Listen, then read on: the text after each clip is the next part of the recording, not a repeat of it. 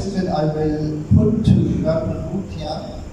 And Madam, would you like to say something about the challenges that the British archaeology has in Khyber province or in South Asia? Thank you very much, Professor Zakaria. So the challenges to undertaking the study of British archaeology and heritage in KP and in all of Pakistan, I would say, relate back to what I said yesterday in my talk. I think that very often traditional, and I would say old-fashioned, understandings of archaeology are that archaeology is about prehistory, that it's about the distant past. But I argue that archaeology is about the past right up until the present, until the contemporary period. Archaeology has the ability to tell us a lot about what people did in any period of the past, whether that's 5,000 years ago or 5 days ago. And so I think that one of the biggest challenges that we as archaeologists of the British period face, who wish to study the British period face, is making sure that people realise that this is a very valuable and legitimate study, that by looking at material culture, by looking at buildings, the Moor Road in Lahore, by looking at clock towers, by looking at forts, by looking at objects that people may have had, looking at both material culture that belongs to the Britishers and also to local people, seeing if we can learn more about interaction and challenges and what was happening and how people related. All of these things are possible. So I think that some of the things that Dr. Samad said yesterday when he was chair of the session and summed up, to say that we're looking at firsts here, the first time a British period site has been excavated by Dr. Shapiro and team. So we learn new things. And to me that's really important. That is what archaeology should be doing. It should be pushing boundaries. It shouldn't just sit back and say, we know enough now, we know about the past. There are always new things to learn. And by extending this challenge closer to us in time, by looking at British period archaeology and heritage, we're doing that. We're challenging ourselves. We're challenging our understandings of the past. And hopefully we're adding to knowledge, even in a small way, so people can think slightly differently about the past of their country, about their place. I think that's really important, and I think it's what we as archaeologists should be doing. Yeah. Thank you very much. So you have expertise developed in the archaeology of South Asia, right from the prehistory, proto-history, and the historic period. So you are an expert of the historic period as well. So how do you see the scope of the British period archaeology in Pakistan, in KP, in the presence of the famous Gandhara civilization, in the presence of the Indus Valley civilization, and in the presence of the prehistoric period?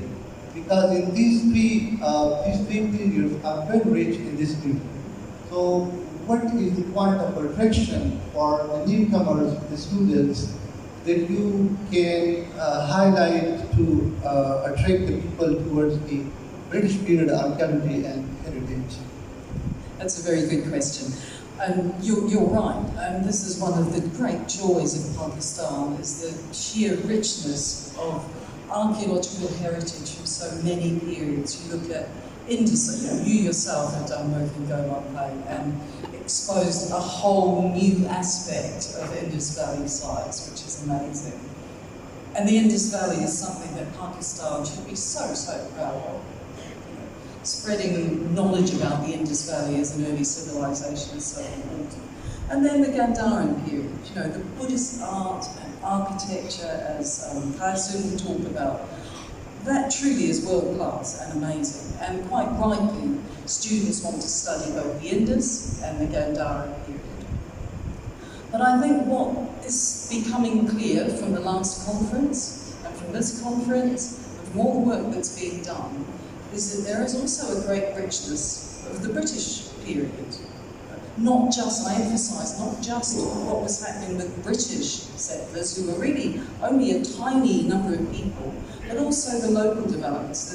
You look at Sikh period and Sikh landowners, Sikh builders, the Sikh temples, also Hindu landowners, Muslim, all of these people together were creating something incredibly special over the last 2-3 centuries. And studying that period and looking at influences, looking at architecture, looking at social and political developments, really is an incredibly interesting period of history. It's helping us understand where we are today and why things have developed as they have, as any period of archaeology is. And it's a very rich and very fruitful period. And I think my advice to students would be to think about what interests you. You know, we are all taught by wonderful teachers who are inspired and enthusiastic, but think about what interests you as a scholar. And if you follow what interests you and what inspires you, then you will do good work. And I think that is the advice I would give. So whether it's Indus, Gandharan, prehistory or British period, if it's what interests you, then it will be good scholarship. When I was a student in the University of Peshawar back in 1996 to 1998, so I can see that you are frequently coming to Peshawar University, to the KP, and you are engaged in different field operations. So definitely you will observe many things related to the culture of this region. So definitely you will find the British legacy in the Khyber culture or in the archaeology of the British time. So would you like to say something about the legacy? Because yesterday there were also some of the people were discussing that we have a rich legacy of the British time as well. So what in your views are the legacy of the British time, of the colonial era, that still exists in our society in modern times? Another good question. Well, I think that we can all see evidence of the British legacy in the landscape. We can see, Sikh forts that have been adapted by the British and then also now used by the Pakistan military. We can see irrigation works that were started by the British and still in use today. We can see that legacy everywhere. And we can see the legacy of particular scholars, Mortimer Wheeler, Cunningham, John Marshall. They're all important. Richard and Raymond Orton perhaps should not be forgotten too. But I think perhaps most importantly for students and scholars is to think critically about this legacy. And again, as I said yesterday, it's not about saying that colonialism is all bad and the British were wholly bad, but it's thinking very critically about this legacy of colonialism, how it has impacted Pakistan, both pre and post-independence.